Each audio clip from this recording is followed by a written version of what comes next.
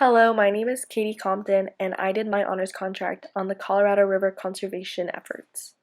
Just some background on the Colorado River. It starts in the Rocky Mountain National Park in Colorado. The Rockies get a lot of snow, and the snow stays on the mountains all throughout the year, but it does slowly melt. And the snowmelt then turns into runoff, which then creates and flows into the Colorado River. It flows through 5 different states and 2 countries. It flows through Colorado, Utah, Arizona, Nevada, California, and the country of Mexico. It supports a $1.4 trillion industry. This includes fishing, boating, tourism, farming, pretty much anything that has to do with being on the river, visiting the river, being around the river, or using the river contributes to this industry. It's the 6th largest or longest river in the United States. It provides water to 36 million people. This just doesn't include the people in those states that I mentioned and in Mexico, but it also provides water to people in Wyoming and New Mexico. And due to climate change, the Colorado no longer reaches the Gulf of California, which if you can see the map, you can see that the river flows into the Baja California, and this area is called the Colorado River Delta. And now the river levels are so low that the water doesn't even reach that area. The Colorado River area is split into 2 different areas known as the Upper River Basin and the Lower River Basin. The Upper River Basin includes mainly Colorado and Utah, and the Lower River Basin is mainly Arizona, Nevada, and California. Something that a lot of people don't realize is that conservation is such a huge political issue. We have, especially when it comes to the Colorado River, because you have the climate change issue, which is now a hugely politicized issue. But the Colorado River is a political playground. You have 5 different states, and you have multiple different tribes, and you have 2 countries trying to decide who gets what water, who gets the highest percentage, and what the quality of water looks like for each person. Because if you really look at it, the Colorado River flows through 5 different states, and that means dozens of people and cities and like millions of people, and that just means that the pollution is accumulating the closer it gets to Mexico. So the 2 nations have to really work together to not only make sure that the quality of water is equal the entire way through the flow, but you also have to work on the water levels because Mexico believes that it's the United States' responsibility to maintain the water levels because most of the water is flowing through the United States and the start of the river happens in the United States, but it's actually something that needs to be, it's a multinational issue. And in order to take any type of conservation effort or steps, everyone who has a claim to the water has to consent to it because it's something that if everyone consent to it except for one state, then the rest of the people that the river flows to after that state is impacted. There is currently a river conservation effort in place that is specific to the Upper River Basin, and that is the Colorado River Recovery Program. This program is utilized throughout the river flow, but it's especially important at the start of the river in the Upper River Basin. There's 5 main parts of this program: protecting, rebuilding, restocking, managing, and collecting and protecting. The protecting part is actually protecting the habitat, so this is not just the water and the quality of water, but also the animals that live inside the water and the plants, and also the areas around it.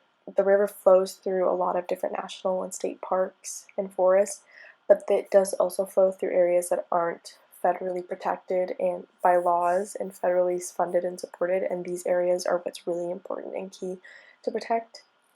You also have to rebuild the habitat because of places that have been hurt by either storms or other natural disasters or pollution or just human activity in general, and it's important to make sure that we are rebuilding as well as maintaining the habitats. You also have to restock the fish, so a huge issue with the lower water levels is that fish are dying quicker, not just because of pollution, but also by the fact that there's just not enough room for all the fish that are living there. So as water levels are rising because of different conservation efforts, you have to restock those native fish species. It's also important to manage the non-native species that have been introduced either by humans or by different conservation efforts that are trying to make sure that there is still an industry for fishing after the lower water levels. But you want to maintain those non-native species because they can start hindering the native species, which can then impact the rest of the habitat. And you also want to be collecting and protecting data to make sure that the conservation efforts are being properly researched and we can track if the conservation effort is effective, and if it's not, what do we need to change and how can we change it. The lower river basin conservation is a little bit more difficult because it has two countries that are trying to work together to maintain and protect the river and its water levels. So you still have the Colorado River Recovery Program in place, but you need to do a little bit extra because now the water in this area is so heavily polluted and is so low because of the impact from the upper river basin. This area is focused on the Colorado Delta, which is where the Colorado actually flows into the Gulf of California. This area has little to no water in it, so when there is a little bit of a higher flow, it's very noticeable. If you have a heavy flowing river, if it increases by an inch, it's a little bit less noticeable than if you have nothing. And it's an effort that is completely dependent upon the upper river basin. If the upper river basin is not being maintained and protected as it should, then it'll be reflected in the lower river basin. And even if the upper river basin is doing what it should be doing, it could take years before the lower river basin reflects that.